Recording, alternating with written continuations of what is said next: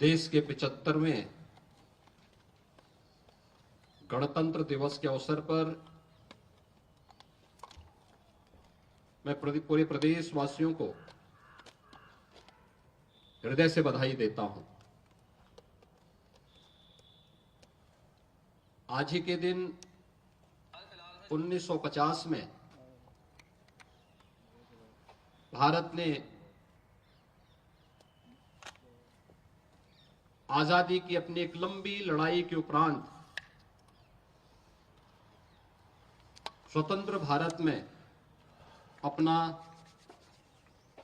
स्वयं का संविधान लागू किया था। भारत का संविधान दुनिया का सबसे बड़े संविधान में से एक है और भारत के संविधान ने भारत के महान स्वतंत्रता संग्राम सेनानियों, संविधानविदों और विशेषज्ञों के अनुसार जिस संविधान को अपने देश में लागू किया, पिछले 74 वर्षों से यह भारत के अंदर जाति, मत, संप्रदाय, क्षेत्र या अन्य तमाम अवरोधों को पूरी तरह समाप्त करते हुए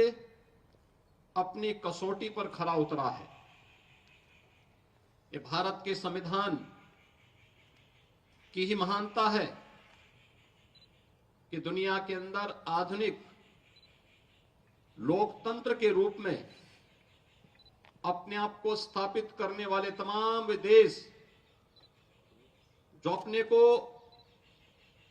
आज की व्यवस्था के अनुसार सबसे प्रगतिशील मानते हैं, उन देशों ने लंबे समय तक लिंग भेद के आधार पर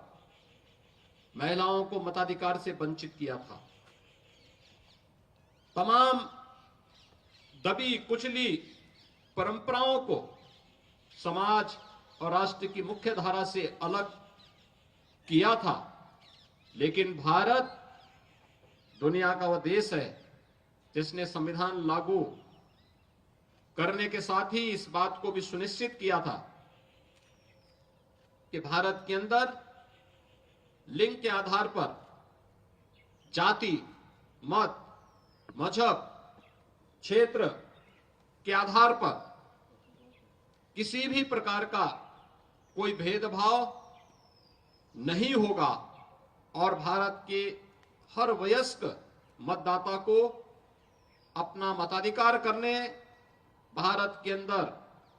एक सरकार बनाने के लिए पूरा अधिकार दिया। ये भारत के संविधान के कारण भारत का हर नागरिक आज देश की सरकार को बनाने में उसका हिस्सेदार बना हुआ है। हमारा संविधान अनेक उपलब्धियों से भरा हुआ है और इसीलिए उन उपलब्धियों को ध्यान में रखते हुए अगर ये संविधान हमें अधिकार देता है तो हमारे कर्तव्यों के प्रति भी हम सबको आग्रही बनाता है। आदरणीय प्रधानमंत्री जी ने पूरे देशवासियों का इसी बात के लिए आह्वान किया कि जब ये देश 2022 में अपनी आजादी का अमृत महोत्सव मना रहा था तो उस अमृत महोत्सव वर्ष में उन्होंने देशवासियों का आह्वान किया था कि आगामी 25 वर्ष की एक व्यापक कार्य योजना को लेकर के हमें आगे बढ़ना होगा। इन 25 वर्षों में हम कैसा भारत चाहते हैं, यह हम सबके संकल्प को जमीनी धरातल पर उतारने के इन 25 वर्षों में अगर अपने कर्तव्यों का ईमानदारी पूर्वक निर्वहन करते हैं तो 2047 आने पर भारत दुनिया के एक विकसित देशों की श्रृंखला में खड़ा होगा, जहां पर हर भारतवासी न केवल अपने देश और अपनी प्राचीन विरासत पर गौरव की अनुभूति कर पाएगा बल्कि वह अपनी वर्तमान को सुखद और सुंदर बनाने के साथ ही अपने भविष्य को भी उतना ही उज्जवल बनाने के प्रति पूरी तरह आश्वानित होगा। आजादी के अमृत महोत्सव वर्ष में जो संकल्प था, आज यह वर्ष देश की संविधान को लागू करने का अमृत महोत्सव है। इस अमृत महोत्सव वर्ष पर जब देश का संविधान लागू हुआ था, हम सबको इस बारे में ध्यान रखना होगा कि संविधान हमारा सर्वोपरि है और संविधान हमें एक ही बात के लिए आग्रही बनाता है कि हम सबका जो भी कार्य हो वह देश के लिए हो, हर काम देश के नाम। अगर हम देश के प्रति अपने इस दुनिया के सबसे प्राचीनतम राष्ट्र के प्रति अपनी श्रद्धा और सम्मान के भाव को व्यक्त करते हैं, हर व्यक्ति, हर जाति, हर मत, हर मजहब, हर संप्रदाय इस देश के अंदर अपने आप को सुरक्षित महसूस करेगा। आजादी का अमृत महोत्सव के उपरांत आज हमें भारत के संविधान को लागू करने के अमृत महोत्सव वर्ष में भी सहभागी बनने का अवसर प्राप्त हुआ है और ये दोनों एक साथ अगर चलेंगे तो देश की संविधान की रक्षा और संविधान के अनुसार अपने कर्तव्यों का निर्वहन करके हम लोग अपनी आजादी को भी अक्षुण्य बनाए रख सकते हैं और भारत को दुनिया की एक सबसे बड़ी ताकत के रूप में स्थापित करने में अपना योगदान दे पाएंगे। मैं एक बार फिर से भारत माता के उन महान सपूतों को, जिन्होंने देश के संविधान को बनाने में अपना योगदान किया,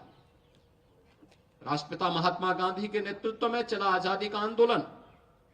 और आजादी के बाद जब ये देश अपने संविधान निर्माण के लिए आगे बढ़ा था तो एक नाम सबके मुंह पर आया था, सर्वमान्यमति से जिन्होंने उस नाम का चयन किया था, वह नाम था डॉक्टर राजेंद्र प्रसाद जी का।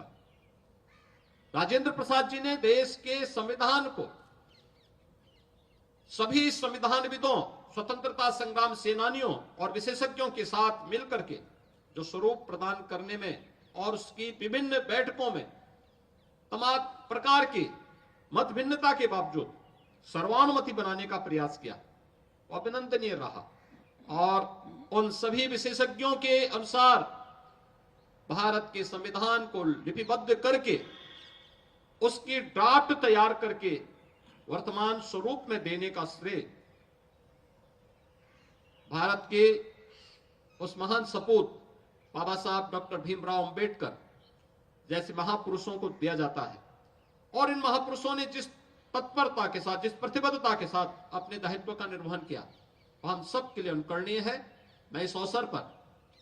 भारत माता के उन महान सपूतों को, जिन्होंने अपना सर्वस्व देश की आजादी के लिए समर्पित किया, उन महान संविधानविदों, स्वतंत्रता संग्राम सेनानियों को इस अवसर पर नमन करते हुए पूरे प्रदेशवासियों को 75वें गणतंत्र दिवस के अवसर पर अपनी हृदय से बधाई देता हूं, अपनी शुभकामनाएं देता हूं। धन्यवाद। जय हिंद।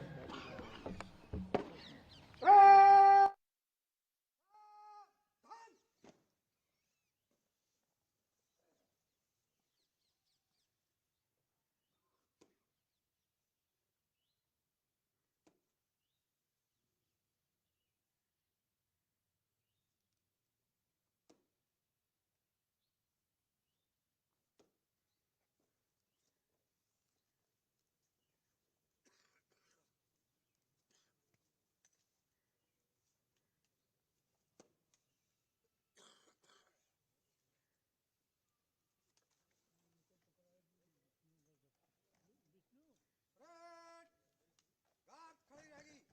बाकी